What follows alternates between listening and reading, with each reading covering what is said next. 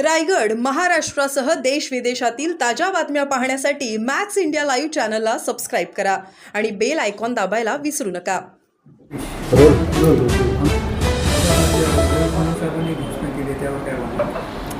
आज विधानसभेमध्ये महाराष्ट्राचे मुख्यमंत्री देवेंद्र फडणवीस यांनी डोंबिवलीतील 65 इमारतींसंदर्भात आज वक्तव्य केलेलं आहे. 65 इमारतींतील लोकांना बेघर होऊन देणार नाही असं वक्तव्य त्यांनी केलेलं आहे. आज विधानसभेच्या अधिवेशनाचा शेवटचा दिवस होता.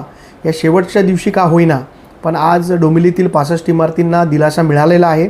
त्याबद्दल मी देवेंद्र फडणवीस साहेबांचे खूप खूप आभार मानतो. त्याचबरोबर त्यांनी अजून एक त्याच्यामध्ये घोषणा केली आहे की याचे जे खोटे कागदपत्र बनवणारे लोक आहेत आणि ज्यांनी लोकांची फसवणूक केली आहे त्यांच्यावर कडक कारवाई करून त्यांना जेलची हवा खायला पाठवणार आहेत. पुढचं अधिवेशन यायच्या आधी देवेंद्र फडणवीस साहेब ह्या सर्व लोकांना ज्यांनी लोकांची फसवणूक केली आहे यांना जेलमध्ये टाकतील अशी अपेक्षा आम्हाला देवेंद्र फडणवीस साहेबांकडनं आहे. परंतु आत्ता तरी तात्पुरतं या 65 इमारतीच्या लोकांना दिलासा मिळाला त्याबद्दल मी त्यांचा आभार मानतो.